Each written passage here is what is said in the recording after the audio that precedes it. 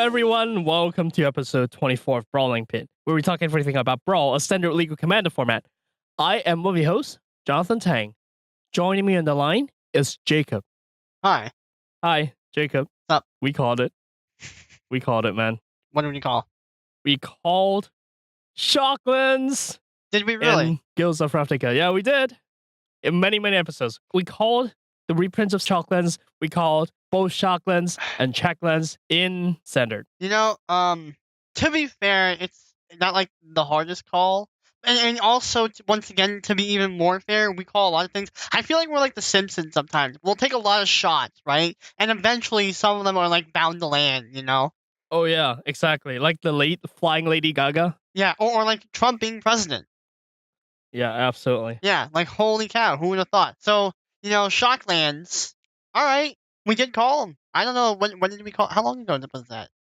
Quite a while ago. I think 2 months ago we called Ravnica is gonna have Shocklands, and along with the reveal of Shocklands, there are many mechanics that are being spoiled. There are many cards that are being spoiled. As of the recording of this podcast, PAX is happening, and this is like revealed throughout the PAX weekend, and we are slowly learning a little bit. And this episode will mainly talk about these mechanics, what they're doing, and what implications there will be for the future of our format in the next 3-4 months. So we'll be more Simpson-y. More Simpson-y. I like it. More Simpson-y. I like it. But we did call Shocklands, and it's actually interesting. It makes some of the colors so much better. Some of the tricolors. You know, I really like these Shocklands. Well, one, because Shocklands are cool. But on a second note, like when you have Shocklands, and by the way, we have Checklands in the same standard. Yeah, that means like there are a lot less cards that comes in tapped anymore. So, like a lot less lands that will come into play tapped. So the format as a whole, just standard and I guess Brawl too by extension, the format just speeds up.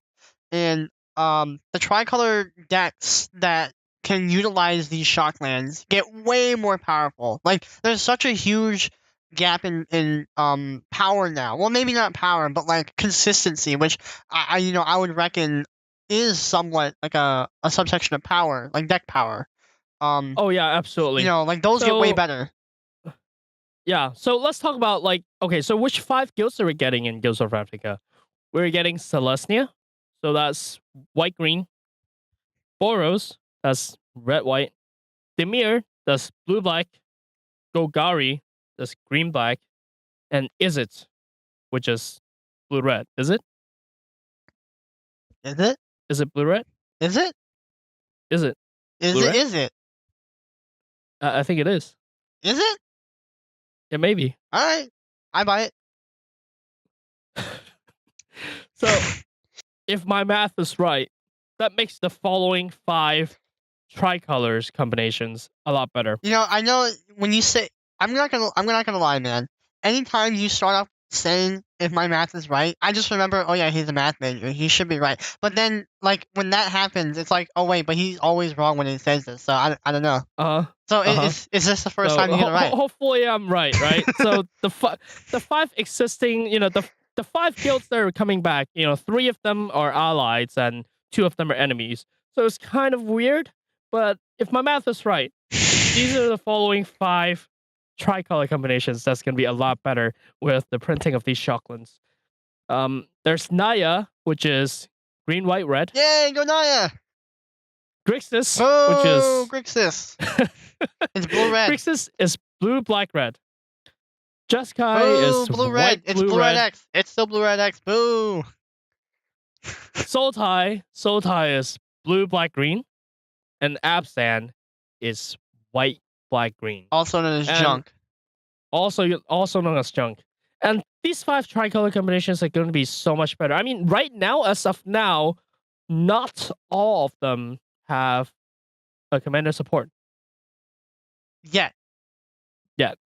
Yeah, the full set has not been spoiled yet, as of when we're recording this. Yeah, the full set hasn't been spoiled. Maybe there will be some tricolor things going on within the set of Guilds of Ravnica. You can always play Joda. Yeah, you can always play Joda, of course. But in Joda, I think you just play all 5 of these shotguns. Yeah, no, and when the next set reprints, you just play all 10. Oh my god, gonna dude, Jonah gets so much better. That's Dude, crazy. it's gonna be 10 shotguns, 10 checklands, Oh and 5 basics. no! As if Jonah needed any more help. Yeah, like, jeez. Joda is gonna have, like, the perfect mana combination. Man. I'm nervous. I'm nervous for everybody that doesn't play Joda. Yeah, what's wrong with you? Why are you not playing Joda? And then I'm nervous for all the players that do play Joda, because then their friends are gonna hate them even more. Like, more than they already hate themselves. Like, cause like they're playing Joda, absolutely. so. Jeez. Joda's a very strong commander, and now even stronger. It did not need the help. It probably didn't, but it's probably not intentional. I mean, you have to have shotguns. You just have to have shotguns when we're on Ravnica. Makes no sense to not have shotguns. But yeah, let's enough about shotguns. I mean, let's be honest, we will never be enough about shotguns. But moving on to the next topic, let's talk about the different mechanics and what they do. Celestia Green White is getting a mechanic called Convoke. Again? It's a returning mechanic again? It's the only returning mechanic. Right. Ravnica is special. So whenever we get to Ravnica, each guild, and there are 10 of them, get their own mechanic. The whole quote-unquote block, I mean, right now we're not in the block structure anymore, but the whole quote-unquote block will have 10 mechanics. And we're getting 5 because there are 5 guilds with this set. That's a lot of mechanics. Yeah, that's a lot more than the usual you get, right? Because, for example, when we're on Tarkir, you get 5. I need a good mechanic. They say everybody needs to know like 3 important people, like a good lawyer, a good doctor, and a good mechanic. Or, I mean, a good butcher and a good mechanic. Well, do you think Convoke can be your good mechanic friend? Maybe. So, let's talk about what it does, because we don't know what it does yet. I mean, it's been reprinted, but some of us, the newer players, don't know what it does. Sure. Yeah. What does it do? So, Convoke says your creatures can help cast this spell. Each creature you tap while casting the spell pays for 1 mana of that creature's color, or 1 colorless. So basically, what you're saying is like if I have well, actually, hey, there's this new buy box promo called Impervious Great Worm. It costs 7 green for 10, and it has Convoke. Yeah. It's a 60/60 indestructible. So you're saying if I have like 3 forests and 7 white creatures, I could tap all 7 white creatures and pay with my 3 forests, and I can play this Impervious Great Worm. Absolutely. Or are you also saying if I have just 10 creatures, 7 white creatures, and 3 green creatures, I can just tap everything and I have a free Impervious Great Worm? Yep. Oh, okay. That's what it says. It's pretty good, right? It's pretty decent. Yeah. There is, this is not the first time we've seen this mechanic. Obviously, it's before it's been printed in the original Ravnica, as well as M15. And original Ravnica was also a Celestia mechanic. One card I really liked was Court of Calling. That was a pretty cool card. Court of Calling. Oh my gosh, that's busted. Actually, now that I think about it, if we're gonna be like calling lots of shots, I'm calling Court of Calling. The calling of Court of Calling. Yeah, it's gonna be in this set, not the next set. This set. Gosh. It can't be in the next set because there's no Celestia next set. Exactly, but I just gotta make it absolutely clear. Not next set, not the following set. Next set is coming in this coming set, which we are talking about. Okay, the calling of Court of Calling. Don't say that. You heard it here first. You'll lose your tongue. I already did. So, Court of Calling is X green for an instant with Convoke. And you basically just get to search for any creature from your library and put it on the battlefield. Convert mana cost X or less. So, it's just a great creature tutor. Yeah, and in the past, number one, Court of Calling is very powerful. But in the past, that's just it. You need your board to have kind of enough creatures for you to Convoke out something really powerful. And if you don't, it's just mediocre. You would be holding your Convoke cards in your hand, and you're like, I can't really do anything with it. Yeah, and it's not that the cards are bad necessarily. I mean, some of them are, but like it's not like they're bad. It's just more like they're overcosted for their effect. The justification being they have the Convoke tag on it. Yeah, which is why Wizards have a new take All of right. this mechanic this time around. All right. What is it? So instead of just having convoke guys and that's it, they now have convoke supports as well as convoke rewards. All right. So what that means is it kind of helps you when you are convoking creatures. Like it helps you convoke things out, but it also have a payoff. It has a reward for being able to convoke something out. I think the perfect example is one of the cards that's being spoiled. Amara, Soul of the Accord. Oh, Amara's back. the So, well, green- hopefully this Yeah, is a she's good back. Amara. Yeah. Last Amara really sucked. Well, this one is a green-white for 2/2 Elf Cleric Oh, legendary it creature. already sounds playable. Just on the mana cost and cat line alone, it already sounds Yeah. playable. Now, whenever Amara, Soul of the Accord becomes tapped, creates a 1/1 white soldier creature token with lifelink. I like it. I really like it. No, honestly, like the last Amara was like a piece of trash. I'm not like I'm sorry, but it was bad. Well, it was bad. Yeah, It was terrible. but even if we judge it in a vacuum, right, ignoring the last Amara, this Amara is really good. Yeah, this And Amara's even good. in terms of convoke. Yeah. Now, number one, you get the 1/1 lifelink guy even when you just like attack, or if you have like sorcerer's wand and you use Amara to tap the sorcerer's wand, you will get 1/1 white soldier creatures out of that. But what I mean by convoke reward is, well, if you're convoking with Amara out on your battlefield, you get a reward. You get the 1/1 white soldier creature token, and it also helps support your future convokes. Now hold on, Judge Pop Quiz. Okay. Can you use Amara's trigger to help cast your one convoke card? One single convoke card. Can you use that new token? So the answer is no, because once you put the convoke spell onto the stack and you tapped everything to help cast it, the spell would have been already on the stack and waiting to resolve before you get the 1/1 creature Right. token. Right. Yeah. I think the way that helped me think about it was like everything just gets tapped at once, and the spell's all in the stack at once, so you don't have time to tap the new thing. Yeah. So unfortunately not, but yeah, it'll be nice. Well, another thing, if we're doing the Simpsons meme, another thing I'm calling is if there's a green-white aggro deck, Amara will be a very essential 2-drop in that deck. Oh, geez. Yeah. Can you imagine Amara with Shana? Ooh.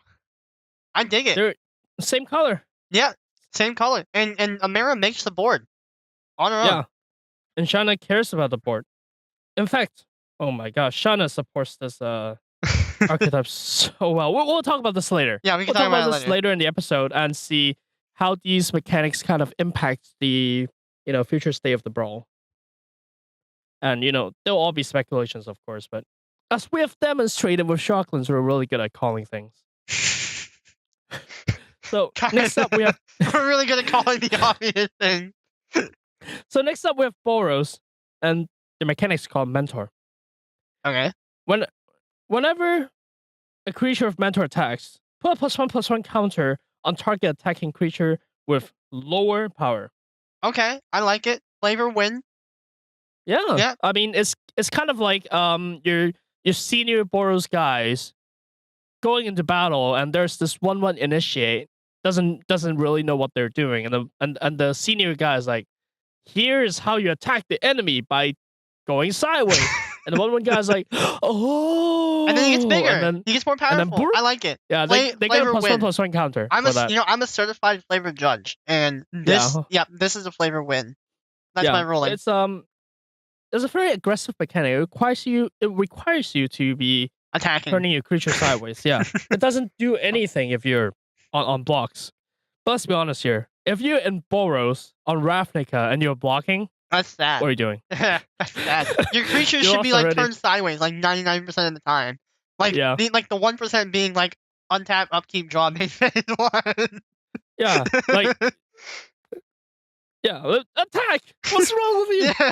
Yeah. Anyways, Glory I and digress. death. I'm sorry. Like, my favorite guild on Ravnica is Boros. So, it's just what it is. I is. just love Boros. It's part of my favorite shard. Really? It's 1/3 of my It's part favorite shard. my favorite clan. 'Cause I'm a Clan. Jeskai boy. You're a Jeskai boy. Mhm. So Jeskai, I can get behind the name of. Like Mardu's okay, but I still prefer to call it Dega. But like, I don't know, man. The cool kids, we say American, we say junk, we say bug, we say Dega. It's annoying. I'm just gonna call it Jeskai. So let's talk about some of the cards that are revealed during packs with Mentor on it. Legion War Boss is a 2/2 Goblin Soldier for 2 and a red. It has, of course, Mentor. At the beginning of combat on your turn, creates a 1/1 red Goblin creature token. That token gains haste until end of turn and attacks this combat if able. Oh my god, I remember this card is like Goblin Rattlemaster. It's kind of I like mean, that. like the difference is like Goblin Rattlemaster. It's like the exact same card, except instead of having Mentor, Goblin Rattlemaster has the trigger when it attacks. You get +1 extra attack per extra Goblin that you're attacking with. But otherwise, it's like the same thing. Yeah, so Rabble Master is a lot better at going tall by himself. War Boss is very good at going wide Yeah, because I every like it. single turn you're making an extra 1/1. That's so good. Yeah. Like, you don't even need another guy on the battlefield, and you have your 1/1 initiate to and then to level you're up on. mentoring them up. You're making them 2/2s. Yeah, I it's like it. really good. Yeah. Another creature with Mentor on it that's been spoiled is Boros Challenger. Red white for a 2/3 human soldier with Mentor. You can also pay 2 red white to give Boros Challenger +1/+1 until end of turn. Okay, I dig it. Yeah. I 2 dig. drop 2/3. I And mean, it's like, big. I mean, yeah, it's nice that it's a little overstated for the mana cost. But like in terms of being aggressive, maybe not overstated the way that you want it to be. I think like if you're trying to be like super aggressive, you'd rather it be a 3/2. But I mean, like this is still a good card. I'm not saying Yeah. it's not a bad card by any means. But you know what the crazy thing you can do now? What? The crazy thing you can do. Okay, what's the crazy thing? Let's get crazy. You have Boros Challenger. Sure. Turn 2, Boros Challenger. Okay. Go. Turn 3, you play Legion War Boss. Legion War Boss makes a 1/1 and combat because you play it main 1. Now, the 1/1 of the Boros Challenger attacks. The Boros Challenger pumps the 1/1, makes it a 2/2. And the next turn, you make another 1/1. And you have so many things you can do. You can stack the Mentor. You can either give the new 1/1, the Mentor, from both Legion War Boss and Boros Challenger to give it like make it a 3/3. Yep. Or you can, pump Boros Challenger, make it a 3/4, and put the 1/1 on Legion War Boss, and have Legion War Boss put on something else. It's endless. The combination is endless, and it's so good. I like it. It's so deep. This mechanic's so deep. I like really, really like it. Do you remember the old mechanic in the last Ravnica? Not the old Ravnica, but like the previous one, where it was Oh yeah, my favorite mechanic to date, Battalion. even till now, Battalion. So like these mechanics are like somewhat similar in that you need 2 things, 2 or more things. But like Battalion requires 3. Yeah, Battalion you needed 3, and it was just like a 1-turn thing most of the time. But like this, I like because if the thing Mentor, if that thing gets killed, you still have some of that benefit left over on the board. Yeah, it sticks. Yeah. And it's hard to quote unquote remove because it sticks on a different creature, not itself. Yeah, I like it because you're not putting all of your eggs in one basket. You're not like solely reliant on this one guy with Battalion sticking. Now some of the power is spread out, which is awesome. Yeah, can you imagine splashing green and you put like a giant growth enchantment effect on there you go, Naya. That's why Naya's the best color shard objectively. Raw Naya. Pretty good. 10 out of 10 mechanic. I love it. I like it. I love it. Yeah, and it gets a 10 out of 10 flavor too from the certified flavor judge. Yeah. Yep. Mix up may not be 10 out of 10, but we'll talk about it. And it's kind of important in this set, I think. All right. Demir is getting a mechanic called Surveil. Demir is, of course, blue-black. Surveil N is a positive integer. To surveil N, look at the top N cards of your library. Then you can put any number of them in the graveyard and the rest on top in any order. It's Graveyard Scry. Okay. I dig. Yeah. Nothing much else to say about Graveyard Scry. This seems to be like one of those mechanics where it's like a supporting mechanic. Where Yeah, it helps filter your deck Yeah, so it's you like can get to what you need. by itself, it doesn't give you like that wow, like Yeah. flashy, like so this is super powerful kind of thing. But I could easily see this like setting up or like being a support to another mechanic where if you use them Yeah. in conjunction, the effect is just so powerful. Yeah. In fact, we'll talk about those mechanics right away. The other two guilds, Golgari is getting a thing called Undergrowth. Undergrowth doesn't really have a card that's been revealed yet as of the recording of this episode, but it cares about the number of creatures in graveyards, in your graveyard specifically. It's kind of like Lurgorf. I don't know if you remember the card. Oh, I know the card. Yeah, Lurgorf is 2 green with a star and 1 plus star. It says its power is equal to the number of creature cards in all graveyards, and the toughness is equal to that number plus 1, right?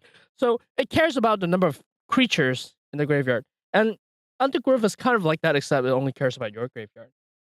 And guess what? What? Surveil feels that. It helps you get there. It helps you get there. Because, for example, in late game, you have your Undergrowth guys out and on the board. And you do your graveyard scry. You flip the top, you look at it, and it's a low drop card that you don't need, a low drop creature. Put it in the bin. Throw it away. And now all of a sudden your Undergrowth guys are big, and you will more likely draw into something you need the next turn. So yeah, like the Dimir supports Golgari, which is pretty interesting. The Dimir is like an organization of spies. So it's not not unheard of for some spies to be helping other guilds. That's part of the job. It's part of the job. And blue black does share a color with black green. So interesting. I don't know what what kind of grade I would give Golgari's Undergrowth yet, but I think it seems good on paper right now. Yeah, in theory it should be good if it gets the proper support. If we get to Ravnica and it's like, oh yeah, there's like 5 cards and then none of them are good, then Yeah. I just want to point out, like, in the same standard, Golgari not only gets support from Demir's Surveil, but also gets support from an existing mechanic from Ixalan called Explore, which is also a green-black mechanic. I'm in. Yeah, because now when you explore and flip that thing that you don't need, put in the bin. Get a +1/+1 counter on your Explore guy, and your Undergrowth guy, something happens. Pretty good. So let's talk about the 5th guild. Is it? Is it? Is it? Is it? Wait, we already did this meme. Oh. Okay. Is it? Is it? You owe me a soda. Alright, so is it, which is blue-red, is getting a mechanic called Jumpstart. That was literally the last time. Thank you. Yeah. So it's getting a mechanic called Jumpstart. Jumpstart says you can cast instant or sorcery spells with Jumpstart from your graveyard by discarding a card, paying its mana cost, and then exile the Jumpstart card. Let's first talk about a card that's been spoiled with Jumpstart on it. Quasi Duplicate is 1 blue for a sorcery that says creates a token that's a copy of target creature you control. Jumpstart. Alright. Yeah, pretty good, right? Yeah. Now pay attention, because Jumpstart is hilarious. You can chain them. Okay. So for example, you have your 16/16 out from Celestia. You have a 16/16 out, you cast Quasi Duplicate on it to make it another indestructible 16/16, and now Quasi Duplicate is in your bin. You're like, oh, I want another 16/16 indestructible dude. Now you can pitch a card to jumpstart Quasi Duplicate to make another 16/16. But what if the card you pitch to a bin to jumpstart Quasi Duplicate is another jumpstart card? Ooh, I like it. Even though technically it's like the same value, like it probably just feels good. Maximum, you're extracting maximum value. Maximum feel guard. Yeah, maximum feel good. It's great. Not only that, like, Surveil also feeds Jumpstart. Because wait, hold on. That's not just a one-way street. Jumpstart also fuels Undergrowth. Oh yeah, because you can discard creature cards. Yep, you don't just have to discard like an instant Oh my sorcery or land. Yeah. gosh, yeah. All the graveyard mechanics seems to be working with each other. That's Oh crazy. yeah. Now this is only gonna work though if they reprint Tormod's Crypt. They have to at this point. Like they have. I mean, they just Please do. don't. That's just how they do it. They like print like interesting graveyard mechanics. It's like, by the way, Tormod's Crypt. Well, I mean, it Tormod's script effect is kind of in standard right now. We've seen a couple of them, so Or sorry, it's maybe a more not permanent type of effect like Grafdigger's Cage. or like rest in peace. Yeah. No. I mean, they should. They just like Oh rest boy, in peace. Oh. Rest in peace. rip. Yep. Literally rip. But yeah, yeah, it's so much graveyard strategy. So many graveyard I strategy. hope It's they don't crazy. kill it. I hope they don't kill it, but it feels like everything is working together right now. It does. But yeah, but that's it about the mechanics. Let's talk about what we think they'll do in the future Brawl format in the next at least 3 months. Start with Celestia. Obviously, Convoke is really good when you are going with the go wide token strategy. And that's also kind of like its weakness too. At the same time, like you have to have a board, otherwise Convoke, it's just like, well, I have this okay card. It's just a little overcosted. Yeah, and it's ultimate feel bad against board wipes, right? You build up your whole board of things, and then they board wipe, and then I can't Convoke things out anymore. Yeah. But there are a lot of good token supports in our format right now. We have Shauna. We talked about her. So for those of you who don't remember, Shauna Sisei's Legacy is a 2/2 for green white human warrior legendary creature. She can't be the targets of abilities your opponent control, and she also gets +1/+1 for each creature you control. Right, pretty good. We also have Shalai, Voice of Plenty, which gives you planeswalkers you control and other creatures you control have hexproof. But you can also pay 4 green to put a +1/+1 counter on each creature you control, right? So these two cards are, one of them is a token support and one of them is a token payoff. And there are a lot of cards like this in our format. And also the with like things like the Kada Chandra gone, right? The things that can directly target Shalai is kind of, there are less of them now. That's good. Yeah. That's good for Shalai, and that's bad for people that don't like to or like to play against Shalai. So Yeah. The danger is the dinosaur forerunner is still around.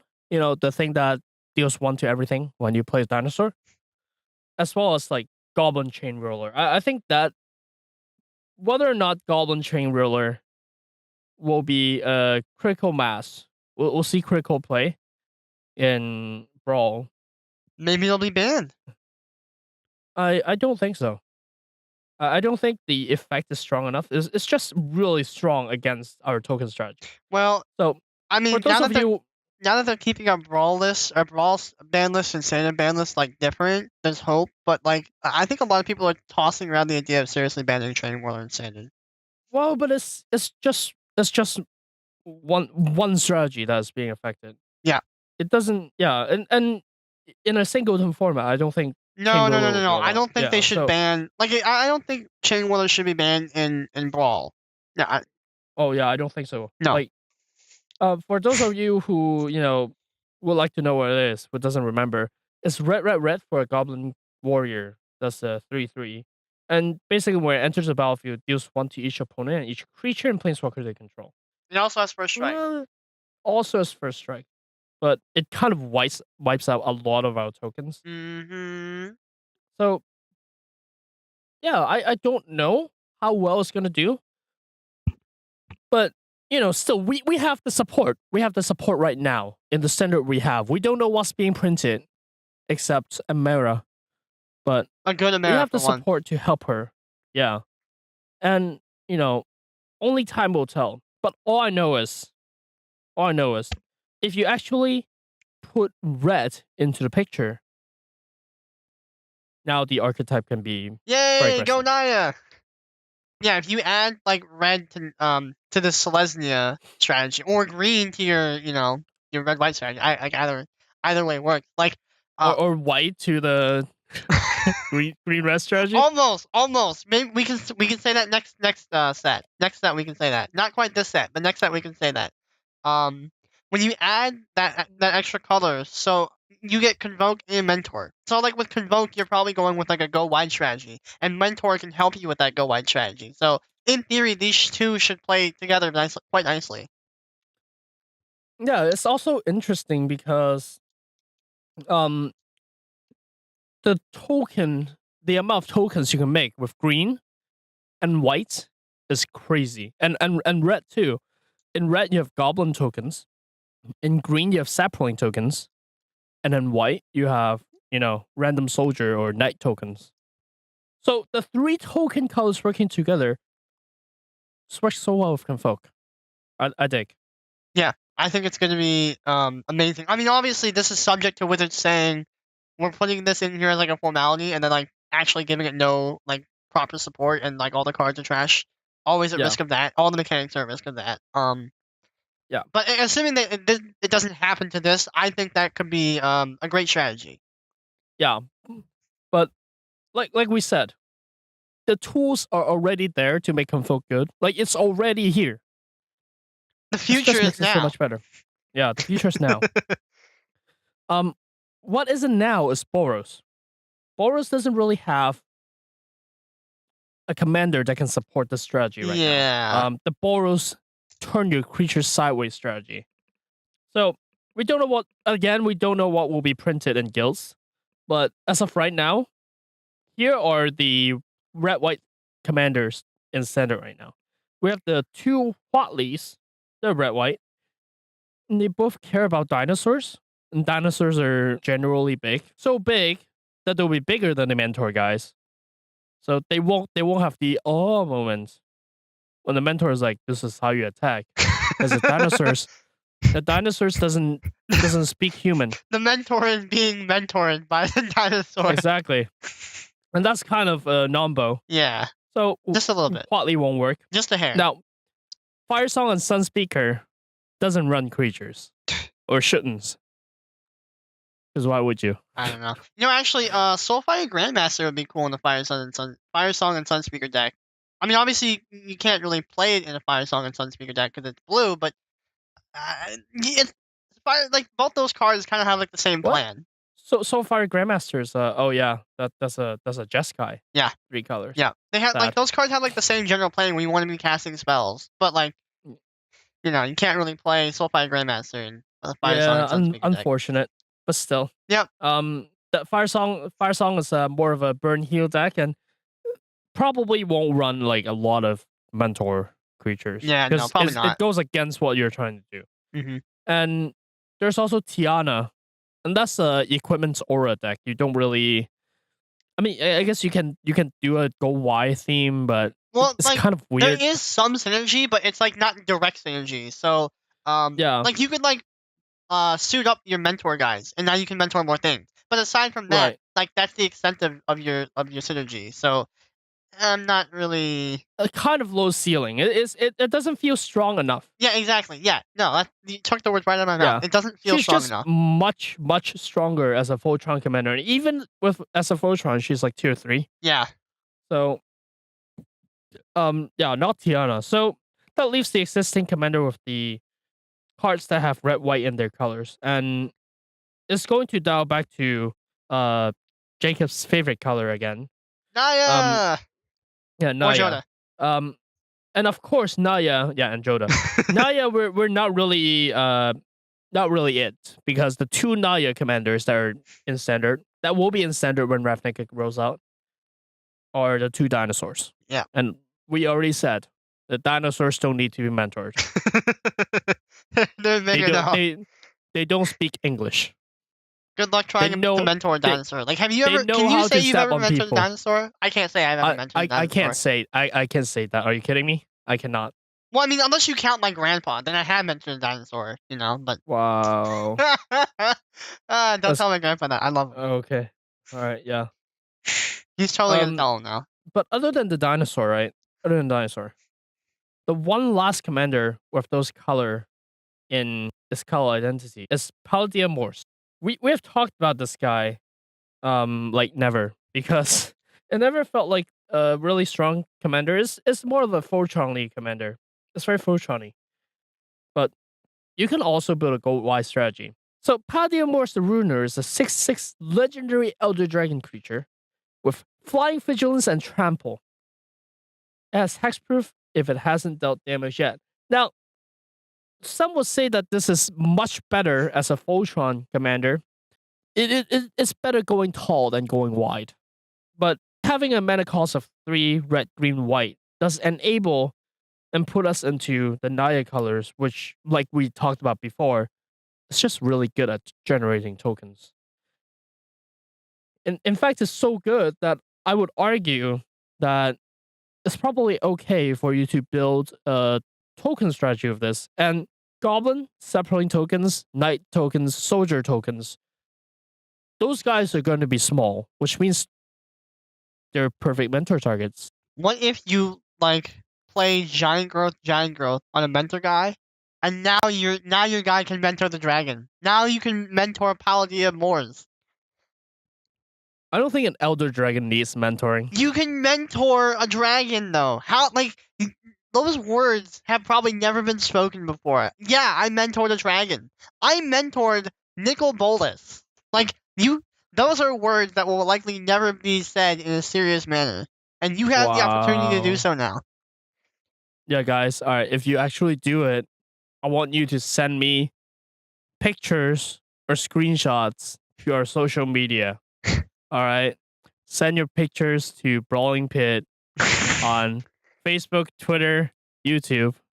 Send your pictures to brawlingpitmtg@gmail.com.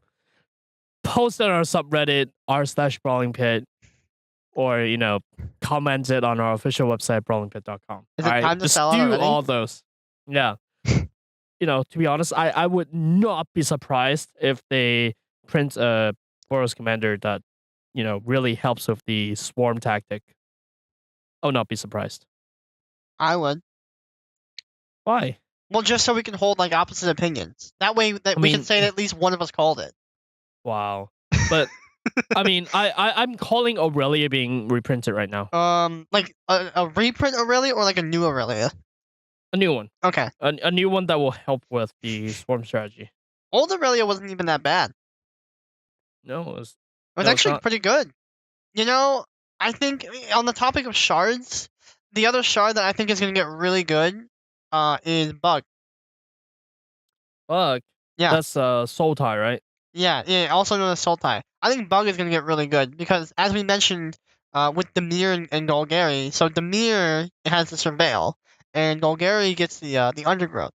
So, once again, in theory, as long as none of these archetypes get screwed over with a lack of support, I think Bug, as powerful as it already was, is going to get even better. Yeah.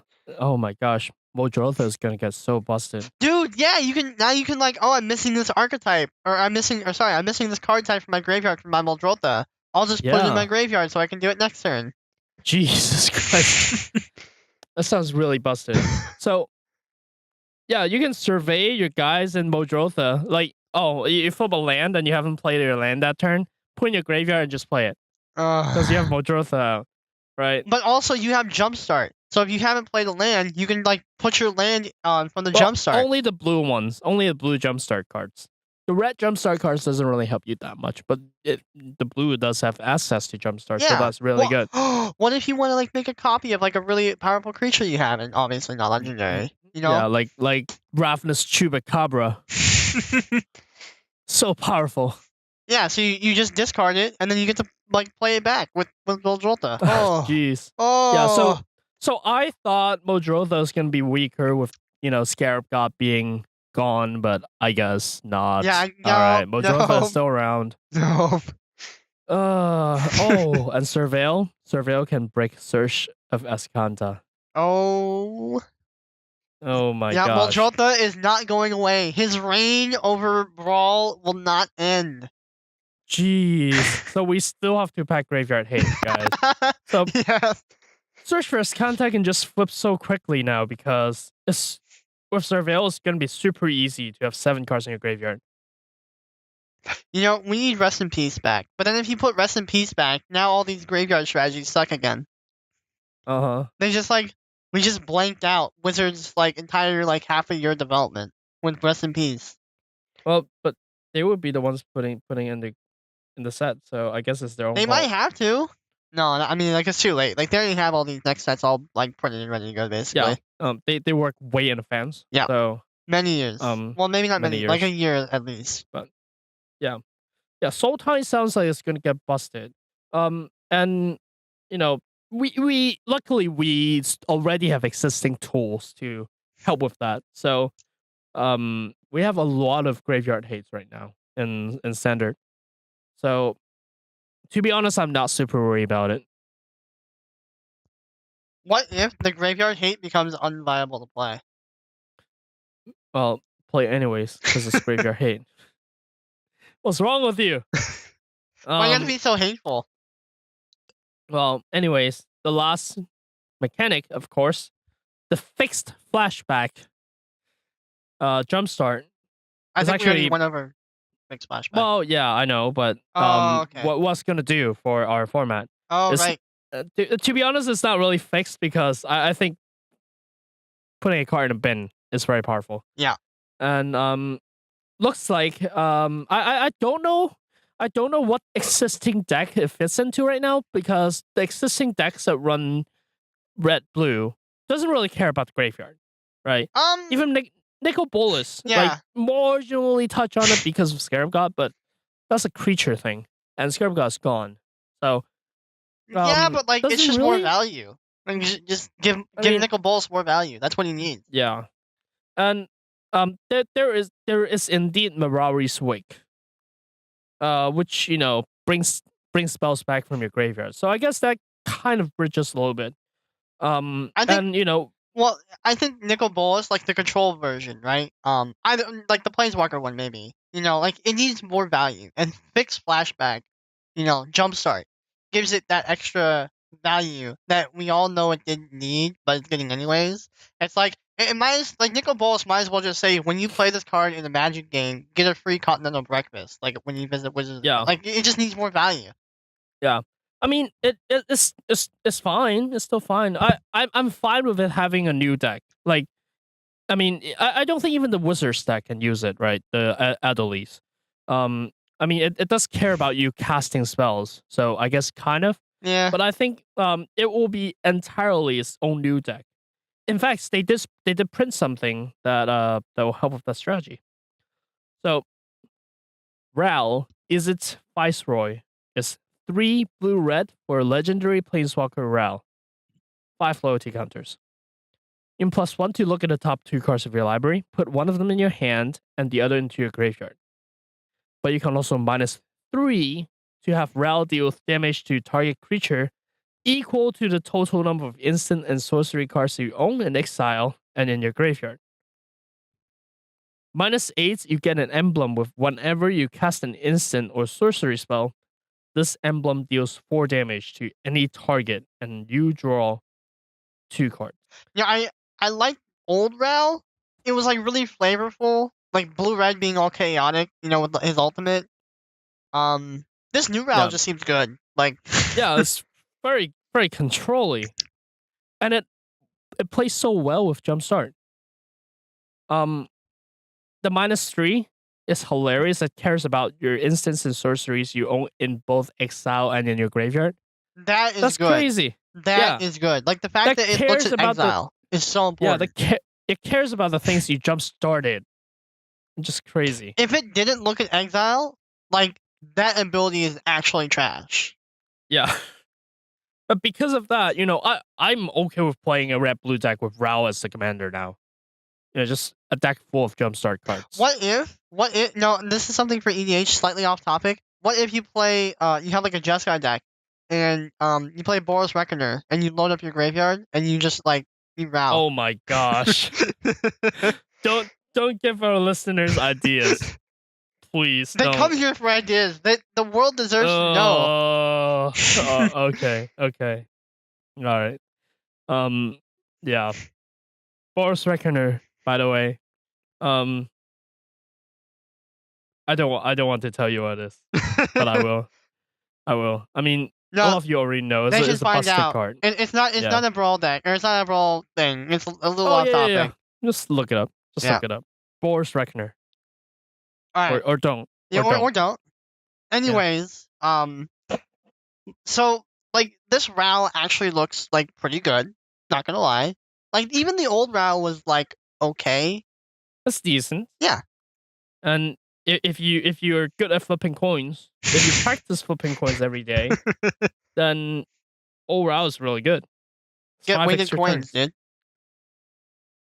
What are weighted coins? Yeah, or like loaded dice. Jacob? You know, actually, like loaded dice. I feel like loaded dice aren't like a big enough. Like they're not in the spotlight enough.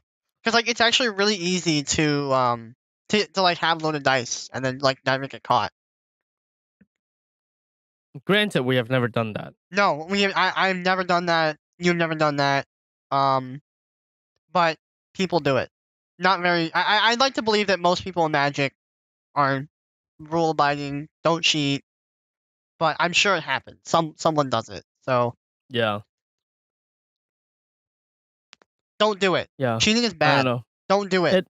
Yeah, don't do it. But still, Ral is so good with jumpstart effects. Yeah. Not only that, by the way, Ral fits into Nicol Bolas. Ooh. Yeah, that's Oh my dude. gosh. Nicol Bolas just need to get that much better. And Ral fits into Joda. Oh no! Like the two things that didn't need to get better but got better: Nicol Bolas and Joda. Just marginally. No, but no, they actually got like a lot better though. Kind of. Kind of. Like It well, can like make use of the Grixis. jumpstart No, cards. they got like Grixis is one of those shards that like got better mana. Sure. So like not But- just like a little marginally, like actually like quite a bit. Yeah. And Joda doesn't care about these benefits because Joda is already playing Omniscience, and when you're playing Omniscience, you're not playing 1 drop, 2 drops. It got 2 green Man. lands, so Yeah. Yeah. But yeah, I think that's it for our topic today. It's a really, really interesting set so far. It's shaping up to be something that I would really enjoy playing. Especially the Boros. I love the Boros mechanic, man. So good. If you guys don't know, the upcoming Ravnica pre-release allows you to choose your own guild, and you will get to use your guild as a, you can play with, you get an extra guild pack that you can put into your seal deck, and build Boros. That's what I'm doing. Build Boros. yeah, like aggro is just kind of one of the dominant strategies in limited, unless they gut it really hard. So, but anyways, if you have any questions, if you have any comments, please write us at Brawling Pit on Facebook, Twitter. You can find us on Reddit r/Brawling Pit. You can write us at brawlingpitmtg@gmail.com. On YouTube, we're also Brawling Pit, and you can find us on brawlingpit.com.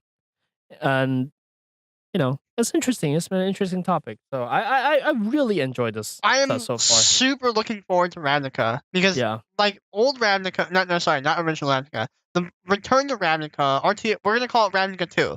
Can we agree on that? Like Ravnica 1, Ravnica this is 2, Ravnica 3. Right. Yep. So Ravnica 2 was probably my favorite set, like of all time. Me too. Jeez. So good. Yeah. Well, no, I take it back. Ravnica and Gatecrash are probably my favorite sets. I honestly, if you ask me to Gatecrash was my pick, yeah, like favorite. they're just so good. Yep. Yeah, and Dragon's Maze is my least favorite set to date. Said everybody ever that was around for that. Yeah, Dragon's Maze was not a good set. That is the opposite of a good set. Yeah. I Just, guess after Gate like Crash, we kind of have to have something to what balance it out a little bit. happens if you Google search like worst magic set, like Dragon's Maze is the first result. Like I mean, try it. Anyways, that's it for today.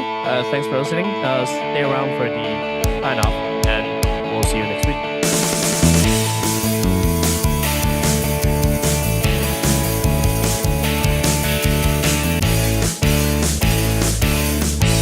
So this week we actually kind of got an interesting write-in question. Now, normally we get a couple comments a week or like some questions and we'll answer them, but like maybe we'll take like a more like public approach, like feature them kind of like. Sure. And so this week we had someone write in and they were kind of asking. I'll get into like the nitty gritty details, but like I'm gonna prime you with it, and I'll just say that they were asking about what they should do if they and some friends are like kind of not as experienced. Like they've been playing Magic for a little bit, a couple months, but like they have one friend in their group. They really like this person. They're a great friend. They've all been friends for a long time. But this one friend has been playing Magic for years now, and he's like way more experienced, and his card pool that he has available to him is just way bigger. And like sometimes it can feel like a little unfair, you know. Even Sure. though like by the rules technically it's not unfair, but he's just more experienced. Like I would even not to be rude, but like just probably just a better player because he's been playing longer. He's been exposed to more like niche situations, you know. Sure. So he's asking for advice of like what he should do because he doesn't want to just like stop playing with him. Like they like him, they all like him. Like they're all good friends. Yeah. But like what should they do? What do you think they should do? That's a tough question, and it's something that I'm gonna preface that with I'm not the best person to answer this question because I would be the more experienced player in that scenario. Um, but it's going to be a little bit tough for me to answer that question, but I'll try my best. And I think number one thing you should do, I'm not going to tell you to increase your card pool because that's crazy. Well, You like can that, do yeah, that's this. just like the Uh, obvious solution. But yeah. like, what if you don't want to do that? I think number one thing is number one way you can do it. Have the more experienced player play your deck, right? If the deck is built by newer players, then maybe he will have a harder time. They might fall into more like deck building traps, like a little bit too much Yeah, life gain, and it will, he and of course he can still maneuver around it, right? Because he knows more of the card interactions, and so maybe that's not the best way to approach it. I actually think the best way to approach it is for the newer players, and for all you newer players out there, just to level up yourself and try to improve. Just So get good. instead of No, yeah, but like, instead of saying we're not just gonna say like just get good, but like no, that's not what we're saying. Yeah, that but seriously, it's just try to be critical. Like whenever the better player makes a play, ask yourself, okay, why is he has a 4-drop general? Why does he play a 3-drop on his turn 4 when he has 4 lands available, right? If he makes weird plays like that, be critical, take notes, and ask him later. yeah, ask Like, him. And yeah, why the heck did you do that? if you're all Makes like no good sense to friends, me. he probably wouldn't even mind like helping you out with games, Yeah, or just helping you get better. Yeah, and that's not the only way to level up. I think the number one way to get better is just to play with better players, and that goes with any games. Oh yeah, But the number just two anything way, really.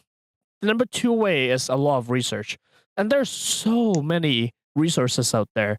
You can listen to the best Brawl podcast out there, which is Brawling Pit, or you can also listen to other podcasts, like for example Command Zone, Magic the Amateuring, Limited Resources, or you can watch videos on Menosaurus, Torranian Community College. Like there are so many resources out there that you can just learn the nitty gritty of the game. And one thing I'd like to extend out to our viewers or One thing I'd like to extend out to our listeners, though, is if you do have like some technical questions, like nitty gritty kind of questions, do feel free to ask us those questions. We will try our best to answer all of them. Oh yeah, absolutely. But I And don't know. Do you think that's a good enough answer, Jacob? What do no, you there is think? one more. There's one more thing I'd like to tack on to that. I want to try not to get too worried about it or wordy about it. But Sure. I'm gonna plug our own thing. We occasionally do evergreen topics, and we cover some stuff. It's a little bit on the theory side, but we try to like round it back out to like reality and how you can actually apply it and really level up as a player too. So, do check out that episode. We did mana. You might find the Oh yeah. answer to Yeah, yeah, to why you don't play your 4-drop on 4. Maybe you only play a 3-drop on turn 4. I think we answered that in that episode. yeah. Absolutely. So Episode 16. sell We out. did on episode Hashtag 16. selling out. Self promoting. Shameless Hashtag self selling out. promoting. Yep. So yeah, go back and listen to our episode 16. Um, and maybe there will be more evergreen episodes to come to allow you to just level up and yeah, get yourself get even. Don't get mad.